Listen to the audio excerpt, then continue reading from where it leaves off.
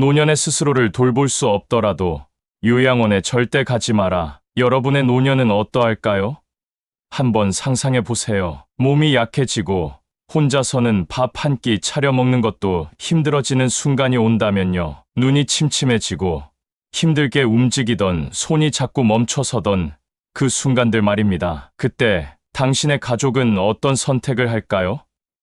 그리고 여러분은 그 선택을 받아들일 준비가 되었나요? 이 중요한 이야기를 더 많은 분들과 나누기 위해 지금 구독과 좋아요, 그리고 알림 설정을 눌러주세요. 여러분의 선택이 여러분의 노년을 바꿀 수 있습니다. 생각만 해도 가슴이 답답하지 않으신가요? 내가 평생 쌓아온 삶이 그렇게 한순간에 무너질 것 같은 막막함이 몰려오지 않나요? 어쩌면 가족들은 나를 위해 최선을 다하고 있다고 생각하겠지만 정작 내 마음은 점점 더 깊은 외로움 속으로 가라앉고 있는 것 같을지도 모릅니다. 아, 정말 이렇게 살아도 되는 걸까? 하는 질문이 스스로를 갉아먹기 시작할 겁니다. 많은 사람들이 이렇게 말합니다. 요양원, 나이 들면 결국 거기 가야지. 별 수 있나? 하지만 요양원이 정말로 최선의 선택일까요? 낯선 환경, 익숙하지 않은 생활 방식, 가족과의 거리감 속에서 느끼는 외로움이 당신이 꿈꿔왔던 노후의 모습일까요? 요양원의 현실이 과연 우리가 바라는 모습인지 한 번 더 고민해 보셨나요? 따뜻하게 돌봐줄 거야라는 막연한 기대감은 사실 현실과는 너무 멀리 떨어져 있습니다. 오늘 이 영상에서 요양원이 아닌 여러분의 존엄성을 지키면서도 외롭지 않은 노년, 절대 요양원을 가지 않아도 되는 현실적인 대안을 알려드리겠습니다. 선택은 단순히 미래를 결정하는 문제가 아니라 지금부터 시작해야만 합니다. 여러분의 삶은 누구도 대신 살아줄 수 없으니까요. 이제 여러분의 선택이 여러분의 존엄과 삶의 방향을 어떻게 바꿀 수 있을지 함께 알아보겠습니다. 첫 번째는 요양원 증후군과 그 대안입니다. 요양원은 많은 분들에게 안정적이고 편안한 노년을 위한 선택지로 여겨질 수 있습니다. 그러나 현실은 기대와 다를 때가 많습니다. 특히 요양원 증후군이라는 심각한 문제가 이를 증명합니다. 이 현상은 요양원 입소 후 짧은 시간 안에 신체적 건강이 급격히 악화되거나 우울증이 생기고 심지어 단기간 내 사망으로 이어지는 사례를 말합니다. 왜 이런 일이 벌어질까요? 그 이유는 요양원의 집단 생활 방식이 개인의 자유를 제한하고 정서적 고립감을 키우기 때문입니다. 요양원의 생활은 어떻게 보면 군대와 같은 규율적인 틀 안에서 이루어집니다. 하루를 보내는 방식이 철저히 정해져 있습니다. 매일 같은 시간에 식사하고, 같은 시간에 약을 먹고, 같은 시간에 잠자리에 들어야 합니다. 이런 틀에 묶인 생활은 많은 분들에게 큰 스트레스를 안겨줍니다. 여러분이 평생 자유롭고 독립적으로 살아오셨다면 이러한 변화를 받아들이는 것은 결코 쉽지 않을 것입니다. 나는 더 이상 내 삶을 통제할 수 없다. 이런 무력감은 삶의 의욕을 빼앗아가고 심리적 고립감을 심화시킵니다. 익숙했던 가정의 온기와 자유로운 환경이 사라지고 요양원의 규율 속에서의 여러분의 삶은 점점 단조로워지고 피폐해집니다. 결국 이러한 정서적 고립과 무력감은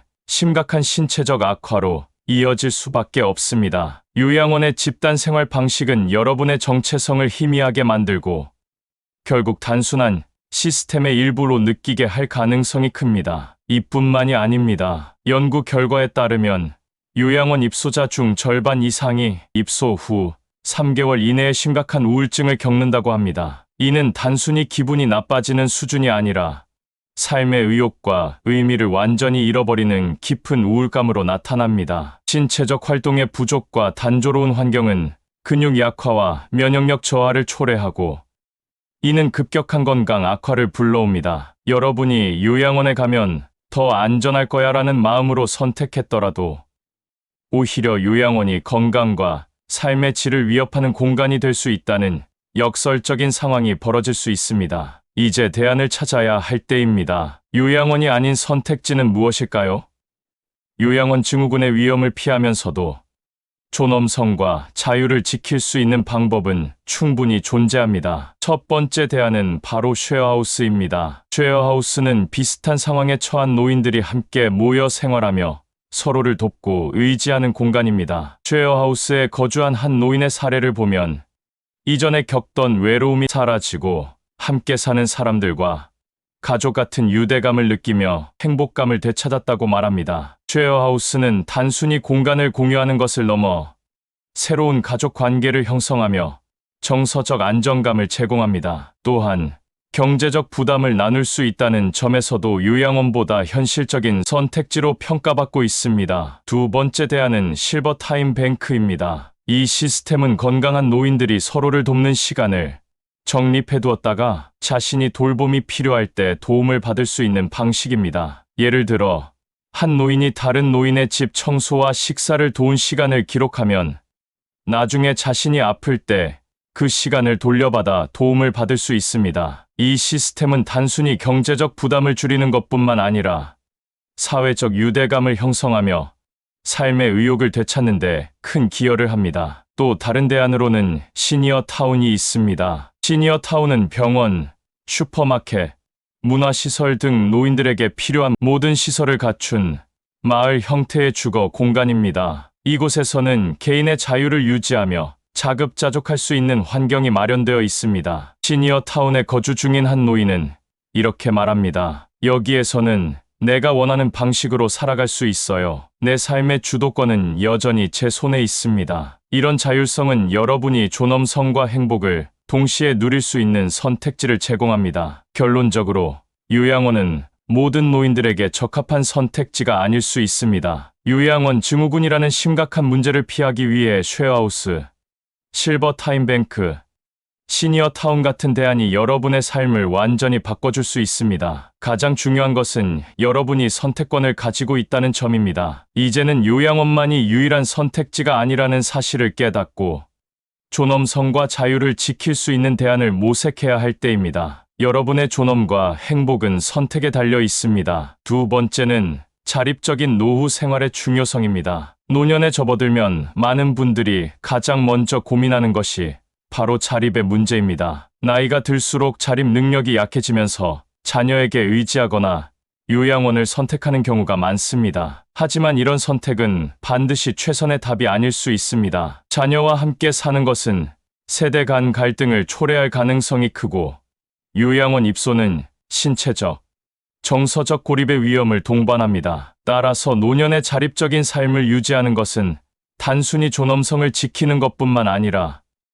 더 행복한 삶을 만들어가기 위한 중요한 열쇠입니다. 그렇다면 자립적인 노후란 구체적으로 어떤 모습일까요?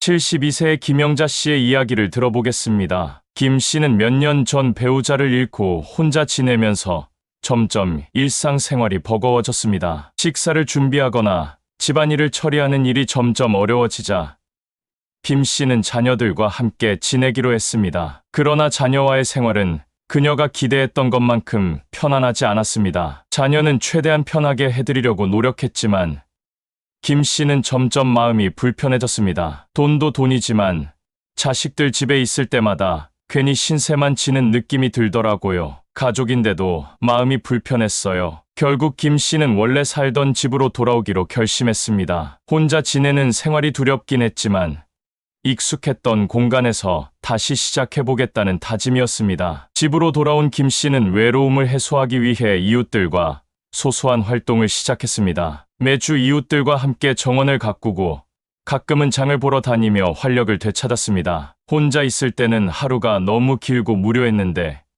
이웃들과 같이 시간을 보내니 하루가 빠르게 지나가고 즐거워졌어요. 그러나 식사 준비와 집안일만큼은 여전히 큰 부담이었습니다. 나이가 들면서 손목이 자주 아프고 음식을 준비하는데 드는 시간이 점점 버거워졌기 때문입니다. 이웃들과의 협력만으로는 김 씨의 일상을 완전히 해결하기엔 한계가 있었습니다. 그러던 중 김 씨는 가까운 이웃에 사는 젊은 부부와 자연스럽게 친분을 쌓게 되었습니다. 부부는 갓난아이를 키우며 경제적으로 어려운 상황에 처해 있었습니다. 남편은 직장 생활을 하고 있었지만 최근 집 전세금 때문에 대출을 많이 받아 경제적 부담이 크게 늘어났고 부인은 육아로 인해 일을 쉬고 있는 상태였습니다. 분유값이나 기저귀값 같은 작은 지출도 요즘은 신경 쓰여요. 대출 상환의 생활비까지 감당하려니 쉽지 않네요. 부부의 이 말에 김 씨는 공감하며 도움을 주고받을 방법을 고민하기 시작했습니다. 김 씨는 부부에게 자신의 집에서 청소와 간단한 식사 준비를 도와달라고 부탁했습니다. 그 대가로 소정의 금액을 지급하며 부부가 경제적 부담을 조금이라도 덜 수 있도록 했습니다. 부부는 처음에는 어색해했지만 곧 서로의 필요가 잘 맞아떨어졌습니다. 부부는 김 씨의 부탁을 기꺼이 받아들였고 김 씨 역시 부부의 도움 덕분에 일상이 훨씬 편안해졌습니다. 혼자 있을 때는 집이 너무 조용하고 답답했어요. 그런데 부부가 아이까지 데리고 오니 집안 분위기가 완전히 달라졌습니다. 아이의 웃음소리와 재롱 덕분에 집이 생기를 되찾은 것 같아요. 김 씨는 부부가 준비해준 따뜻한 식사를 즐기며 마음의 안정을 느꼈습니다. 무엇보다 집에서 느껴지던 적막함이 줄어들고 오랜만에 사람의 온기를 느낄 수 있어 행복했습니다. 부부에게도 이 관계는 큰 도움이 되었습니다. 경제적 지원은 물론 김 씨가 부부를 진심으로 격려하며 응원하는 모습은 부부에게 정서적인 위안을 주었습니다. 김 선생님께 도움을 드리는 것 같지만 사실 저희가 더 많은 위로를 받고 있어요. 아이를 돌보며 어려운 시기를 보내던 중에 김 선생님이 우리를 받아주셔서 정말 감사해요. 부부는 김 씨와의 관계를 통해 새로운 가족 같은 유대감을 형성했습니다. 이 관계는 단순히 경제적 도움 이상의 의미를 가졌습니다. 김 씨에게는 단순히 도움을 받는 것을 넘어 누군가와 연결되어 있다는 사실이 큰 위안이 되었습니다. 청소와 식사 준비는 더 이상 그녀를 짓누르는 부담이 아니었고 부부와 아이의 방문은 그녀의 삶에 새로운 활력을 불어넣었습니다. 혼자가 아닌 기분이 드니까 제 생활도 훨씬 풍요로워졌어요. 요양원에 갈 생각은 이제 정말 하지 않아요. 김영자 씨의 이야기는 요양원 없이도 자립과 정서적 안정을 유지할 수 있는 다양한 가능성을 보여줍니다. 중요한 것은 모든 문제를 혼자 해결하려는 것이 아니라 주변 사람들과 연결되고 협력하며 살아가는 방식을 찾는 것입니다. 경제적 자립 역시 중요합니다. 의료비와 생활비 등 노년에 예상하지 못한 지출이 증가하는 상황에서 경제적 준비가 부족하다면 자립은 큰 도전이 될 수 있습니다. 이를 해결하기 위해 많은 분들이 행복 통장을 만들어 매달 일정 금액을 저축하고 있습니다. 이 통장은 갑작스러운 의료비나 긴급 상황에 대비할 수 있는 안전망 역할을 합니다. 60대 초반에 퇴직한 박종수 씨는 매달 연금 수입의 일부를 행복 통장에 저축하기 시작했습니다. 많은 돈을 저축하지 못하더라도 준비되어 있다는 사실만으로 마음이 든든하다고 말하는 박 씨는 예상치 못한 수술비 지출에도 흔들리지 않을 수 있었습니다. 기술의 발전도 자립적인 노후를 가능하게 하는 중요한 도구가 되고 있습니다. 요즘은 스마트 기기를 통해 건강 상태를 체크하고 필요한 물품을 주문하며 집안일을 관리할 수 있는 시대입니다. 80대의 이순자 씨는 스마트 스피커를 활용해 가전제품을 조작하며 일상의 편리함을 극대화하고 있습니다. 손발이 조금 불편하긴 하지만 기술 덕분에 아직도 스스로 할 수 있는 일이 많다고 말하는 이 씨는 이러한 기술 활용이 자립의 한 축이 될 수 있음을 보여줍니다. 자립적인 노후를 위해 지역 사회와의 연결도 중요합니다. 지역 커뮤니티에서 운영하는 프로그램에 참여하거나 자원봉사를 통해 사회적 유대감을 형성하는 것은 정서적으로 큰 도움이 됩니다. 70대 후반의 박경자 씨는 마을 커뮤니티 센터에서 운영하는 요가와 미술 수업에 매주 참여하고 있습니다. 박 씨는 여기서 친구도 생기고 몸도 마음도 건강해졌다고 말합니다. 이러한 활동은 새로운 관계를 만들어가며 우울증을 예방하고 삶의 활력을 유지하는 데 긍정적인 영향을 줍니다. 그렇다면 자립적인 노후를 위해 무엇을 준비해야 할까요? 첫째, 경제적 자립을 위해 자신의 자산을 철저히 관리해야 합니다. 연금 수입을 합리적으로 배분하고 불필요한 지출을 줄이는 것이 중요합니다. 둘째, 신체적 건강을 유지하기 위한 작은 습관을 만들어야 합니다. 매일 아침 가벼운 운동을 통해 체력을 기르고 균형 잡힌 식사를 실천하는 것은 자립의 기본입니다. 마지막으로 정서적 안정감을 위해 가족과의 연결뿐만 아니라 새로운 사회적 관계를 형성하려는 노력이 필요합니다. 결국 자립적인 노후 생활은 단순히 혼자 살아가는 것을 의미하지 않습니다. 이는 자신의 선택과 의지를 기반으로 한 삶의 방식이며 자신의 존엄성을 유지할 수 있는 중요한 토대가 됩니다. 노년에 자립적으로 산다는 것은 어려운 일이지만 작은 실천에서부터 시작해 꾸준히 준비하면 누구나 실현할 수 있는 목표입니다. 여러분의 자립은 여러분의 존엄을 지키는 열쇠입니다. 세 번째는 운동과 식습관의 지속적인 관리입니다. 나이가 들수록 건강은 삶의 질을 결정짓는 가장 중요한 요소 중 하나입니다. 특히 노년기에는 작은 습관이 큰 차이를 만들어냅니다. 꾸준한 운동과 균형 잡힌 식사는 활기찬 노후를 위한 필수 조건입니다. 하지만 많은 분들이 운동은 이제 너무 힘들어서 몸만 더 아플 것 같아요. 나이 들면 원래 힘도 없고 아픈 거 아닌가요? 혹은 입맛이 예전 같지 않아서 먹고 싶은 게 없어요. 라고 말하며 운동과 식습관을 소홀히 하다가 건강을 잃는 경우가 많습니다. 그러나 연구 결과에 따르면 나이가 들수록 운동과 식습관 관리의 중요성은 더욱 커진다고 합니다. 운동은 단순히 신체 건강을 유지하는 것 이상의 역할을 합니다. 74세의 이정순 할머니는 매일 아침 동네 공원을 걷는 습관을 들이며 삶의 활력을 되찾았습니다. 처음에는 무릎이 아프고 조금만 걸어도 숨이 찼지만 하루에 10분씩 꾸준히 걸으면서 점차 몸이 가벼워지는 것을 느꼈다고 합니다. 현재는 하루 30분씩 빠르게 걷고 가끔은 가벼운 체조도 병행합니다. 매일 걸으니 기분도 좋아지고 무릎 통증도 점점 줄어드는 것 같아요. 요즘은 친구들과 같이 걸으면서 이야기 나누는 게 하루의 가장 큰 즐거움이에요. 이처럼 걷기 같은 간단한 운동도 노년기에 큰 효과를 발휘할 수 있습니다. 하버드 의대 연구에 따르면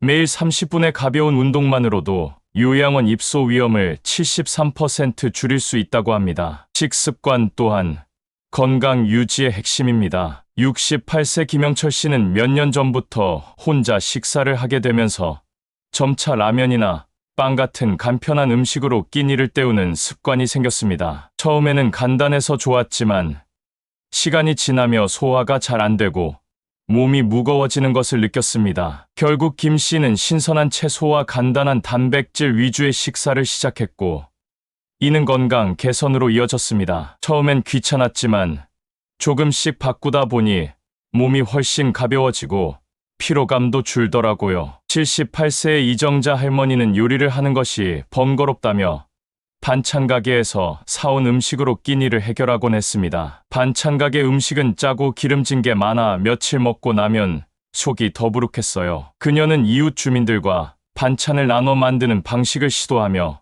건강한 식단으로 전환했습니다. 서로 돌아가며 음식을 만들다 보니 신선한 재료를 자주 쓰게 되고 식사 준비도 덜 힘들어졌어요. 83세 박인숙 할머니는 입맛이 예전 같지 않아 자주 가공식품에 의존했지만 손녀의 권유로 간단한 채소와 과일을 추가하며 식습관을 바꾸었습니다. 손녀가 준비해준 식단 덕분에 몸이 덜 무겁고 하루가 더 생기 있게 느껴져요. 기분도 한결 밝아졌습니다. 특히 규칙적인 식사 시간과 적당한 양의 섭취는 건강 유지에 중요한 역할을 합니다. 90세 김복순 할머니는 매일 같은 시간에 가벼운 아침 식사를 하고 저녁에는 소화가 잘 되는 음식을 섭취하며 규칙적인 생활을 유지하고 있습니다. 가끔 주변에서 건강 보조제를 추천하곤 하는데 저는 자연에서 얻은 음식을 골고루 먹는 게 더 좋더라고요. 덕분에 지금도 하루를 힘차게 시작합니다. 김 할머니는 꾸준한 식습관 관리 덕분에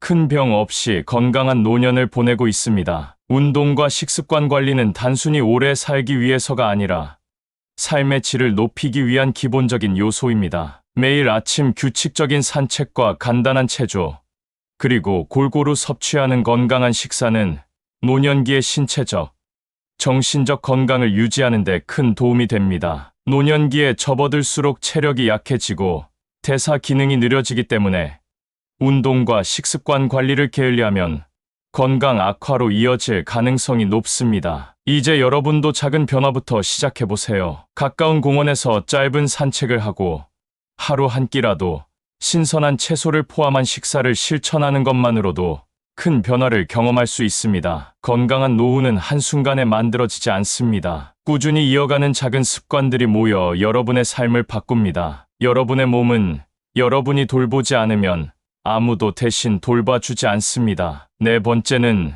새로운 취미와 사회적 교류의 가치입니다. 나이가 들수록 점점 좁아지는 인간관계와 줄어드는 사회적 활동은 노년의 큰 외로움과 정서적 고립감을 불러올 수 있습니다. 하지만 새로운 취미와 사회적 교류를 통해 삶의 활력을 되찾고 정서적 안정감을 얻은 사례는 우리에게 많은 교훈을 줍니다. 92세 최정숙 할머니는 배우자를 떠나보낸 뒤 혼자 보내는 시간이 길어지며 우울감을 느꼈습니다. 그녀는 혼자 집에 있으면 시간이 너무 느리게 흘러 답답했어요. 예전에는 그림 그리기가 좋아서 종종 했었는데 나이 들어서는 그냥 손을 놓고 살았죠. 하지만 딸의 권유로 지역 복지관의 미술 강좌에 등록하며 상황이 달라졌습니다. 처음에는 붓을 드는 게 어색했지만 그림을 그리다 보니 마음이 점점 편안해지고 하루가 더 빠르게 지나가더라고요. 현재 최할머니는 자신이 그린 그림으로 작은 전시회도 열며 삶의 중심을 다시 찾았다고 말합니다. 그녀는 그림 그리기를 통해 우울증을 극복했고 새로운 성취감을 느끼며 삶의 즐거움을 되찾았습니다. 새로운 취미는 단순한 재미를 넘어서 건강에도 긍정적인 영향을 미칩니다. 80세 이영수 할아버지는 은퇴 후 요리를 배우기 시작했습니다. 처음엔 혼자 식사를 해결하기 위한 목적으로 시작했지만 요리를 배우며 다양한 사람들과 어울릴 수 있는 기회를 얻었습니다. 요리를 배우면서 알게 된 친구들과 함께 음식을 나누고 서로의 레시피를 공유하는 시간이 너무 즐거워요. 건강도 좋아졌고 더 이상 외롭지 않아요. 요리는 단순히 생존을 위한 기술이 아니라 새로운 인간관계를 만들어주는 다리 역할을 했습니다. 사회적 교류는 삶의 활력을 되찾는 또 다른 중요한 방법입니다. 75세 김수자 할머니는 몇 년 전 쉐어하우스에 입주하면서 삶이 완전히 달라졌습니다. 혼자 살 때는 하루가 너무 길고 적막했는데 이제는 다른 사람들과 함께 아침을 먹고 저녁엔 산책도 하니 하루가 금방 지나가요. 쉐어하우스의 이웃들과 함께 시간을 보내며 김 할머니는 새로운 가족 같은 관계를 형성했고 정서적 안정감을 찾았습니다. 또한 취미를 통해 사회에 기여하는 사례도 있습니다. 76세 박영자 씨는 퀼트 공예를 배우며 소외된 이웃을 위해 만든 담요와 가방을 기부하고 있습니다. 그녀는 이런 작은 손길로 누군가에게 도움이 될 수 있다는 게 참 뿌듯해요. 제 삶도 한층 더 보람있게 느껴지더라고요. 라고 말하며 단순히 시간을 보내는데 그치지 않고 삶의 의미를 새롭게 발견했습니다. 새로운 취미와 사회적 교류는 노년기의 우울증을 예방하고 삶의 활력을 불어넣는 강력한 도구입니다. 한평생 익숙했던 것만 고집하기보다 작은 시도부터 시작해보세요. 동네 복지관의 프로그램에 참여하거나 가까운 곳에서 열리는 모임에 나가 새로운 사람들을 만나보는 것만으로도 큰 변화를 느낄 수 있습니다. 여러분의 삶은 새로운 도전과 연결 속에서 더 풍요로워질 수 있습니다. 다섯 번째는 긍정적인 마음가짐과 정신 건강의 중요성입니다. 노년에는 신체적 약화나 경제적 부담, 줄어드는 사회적 관계 등으로 인해 부정적인 감정에 빠지기 쉽습니다. 하지만 이러한 어려움 속에서도 긍정적인 마음가짐을 통해 삶을 건강하고 의미 있게 살아가는 사례는 우리에게 큰 교훈을 줍니다. 89세의 박순자 할머니는 몇 년 전 배우자를 잃은 뒤 삶의 의욕을 잃고 집안에서 혼자 지내는 시간이 많아졌습니다. 주변 사람들은 우울증을 걱정했지만 박 할머니는 스스로를 격려하며 작은 변화를 만들어가기 시작했습니다. 하루 종일 우울하게 있을 수는 없었어요. 그래서 매일 아침 거울을 보며 오늘도 잘할 수 있다고 스스로를 다독였습니다. 이후 텃밭을 가꾸는 취미를 시작하면서 그녀의 하루는 활기를 되찾았습니다. 작은 씨앗이 싹을 틔우는 모습을 보면 저도 살아있다는 느낌이 들어요. 그게 얼마나 위로가 되는지 몰라요. 박 할머니는 텃밭을 가꾸며 건강을 유지할 뿐 아니라 새로운 삶의 의욕을 얻었습니다. 또한 긍정적인 사고는 신체 건강에도 영향을 미칩니다. 82세의 김영수 할아버지는 건강 악화로 병원 치료를 받을 때마다 낙담하기 쉬웠지만 늙었다고 삶이 끝난 게 아니지라는 생각으로 하루를 견뎌냈습니다. 그는 운동을 병행하며 스스로 건강을 관리하기 시작했고 지금은 병원을 찾는 일이 크게 줄었습니다. 건강은 내 마음에서부터 시작된다고 생각했어요. 작은 걸음이지만 스스로에게 기대를 걸면서 살아가는 게 중요하더라고요. 김 할아버지의 사례는 정신적인 안정과 긍정적인 태도가 건강에 얼마나 큰 영향을 미치는지 보여줍니다. 긍정적인 마음가짐은 단순히 생각의 전환만을 의미하지 않습니다. 이는 실제로 삶의 방향을 바꾸는 원동력이 됩니다. 77세 정미자 할머니는 경제적 어려움과 홀로 된 외로움으로 한때 극단적인 선택까지 생각했지만 지역 상담 센터에서 심리 상담을 받으며 생각이 바뀌었습니다. 상담을 통해 내가 얼마나 소중한 존재인지를 깨달았어요. 그 이후로 작은 일에도 감사하며 살려고 노력하고 있습니다. 현재 그녀는 복지관의 봉사활동에 참여하며 오히려 다른 사람들에게 희망을 주는 역할을 하고 있습니다. 정신건강은 개인의 노력만으로 유지하기 어려울 때가 있습니다. 80세의 김준호 할아버지는 치매 초기 진단을 받은 뒤 우울증 증세를 보였지만 가족의 격려와 심리 치료를 병행하며 안정적인 상태를 유지하고 있습니다. 가족이 저를 포기하지 않고 계속 지지해준 덕분에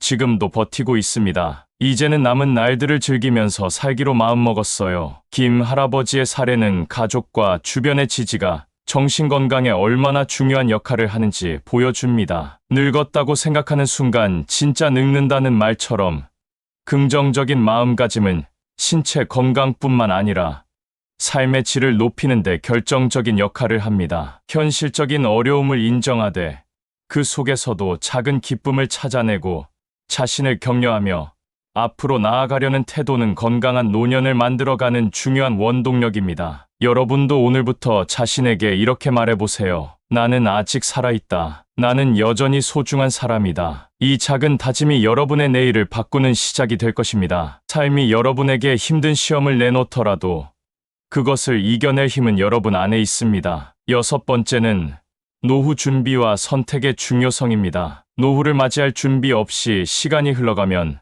어느새 자신이 선택할 수 있는 기회는 사라지고 말 것입니다. 그렇기 때문에 노후를 위해 미리 준비하고 자신에게 맞는 선택을 하는 것이 무엇보다 중요합니다. 이는 단순히 경제적 문제를 넘어 삶의 방향과 가치를 설정하는 과정이기도 합니다. 74세 나정호 할아버지는 은퇴 후 막막함을 느꼈지만 퇴직 전부터 준비해 둔 계획 덕분에 안정적인 노후를 보낼 수 있었습니다. 그는 퇴직 후 혼자서 지내는 시간이 길어질 것을 예상하고 자신의 집을 쉐어하우스로 바꿨습니다. 나만 사는 집이 아니라 함께 나눌 수 있는 집이 되니 훨씬 더 따뜻해졌어요. 이웃들과 함께 지내며 외로움도 줄이고 경제적 부담도 덜게 되었죠. 나 할아버지의 사례는 사전 준비가 얼마나 중요한지 보여줍니다. 77세 김미숙 할머니는 퇴직 후 재정적 어려움을 겪을 것을 대비해 사전에 작은 취미를 비즈니스로 전환했습니다. 그녀는 손뜨개를 배우며 만든 작품을 온라인으로 판매하기 시작했습니다. 처음엔 친구들에게 선물로 주다가 인터넷에 올려보니 생각보다 반응이 좋아서 꾸준히 하게 됐어요. 김 할머니는 이 작은 준비를 통해 은퇴 후에도 경제적 여유와 활력을 동시에 얻고 있습니다. 또 다른 사례로 80세 황영식 할아버지는 은퇴 후 무료함을 느끼지 않기 위해 실버 타임 뱅크 프로그램에 참여했습니다. 이 프로그램은 노인들이 서로의 시간을 나누어 도움을 주고받는 시스템입니다. 그는 혼자 살면서 몸이 불편할 때 누군가의 도움이 정말 필요했어요. 하지만 이 프로그램 덕분에 도움을 받기도 하고 제가 가진 시간을 나누면서 보람도 느낄 수 있었습니다. 라고 말합니다. 이처럼 노후 준비는 단순히 돈을 모으는 것만으로는 부족합니다. 생활 방식을 바꾸고 새로운 기회를 탐색하며 자신만의 네트워크를 만들어가는 과정이 필요합니다. 중요한 것은 준비가 되어 있을 때 선택의 폭이 훨씬 넓어진다는 점입니다. 준비된 사람들은 위기가 닥쳐도 당황하지 않고 오히려 그 상황을 활용해 새로운 기회를 만들어갑니다. 하지만 준비 없이 노년기를 맞이하면 어떨까요? 주변의 도움에만 의존하거나 제한된 선택지 속에서 무기력하게 하루하루를 보내게 될 가능성이 높습니다. 여러분의 삶을 스스로 결정할 수 있는 권리를 지키기 위해 지금부터라도 작은 준비를 시작해보세요. 노후의 삶은 우연히 만들어지지 않습니다. 여러분의 선택과 준비로 만들어지는 것입니다. 여러분, 지금까지 우리는 노년을 어떻게 준비하고 요양원 없이도 존엄성과 행복을 지키는 방법에 대해 이야기했습니다. 요양원의 현실을 알게 되었고, 그 대안으로 자립적인 노후 생활, 꾸준한 운동과 식습관 관리, 새로운 취미와 사회적 교류, 긍정적인 마음가짐, 그리고 철저한 노후 준비의 중요성을 살펴보았습니다. 모든 주제의 공통점은 단 하나입니다. 여러분 스스로가 자신의 삶을 주도적으로 결정할 수 있는 힘을 길러야 한다는 것입니다. 노후는 단순히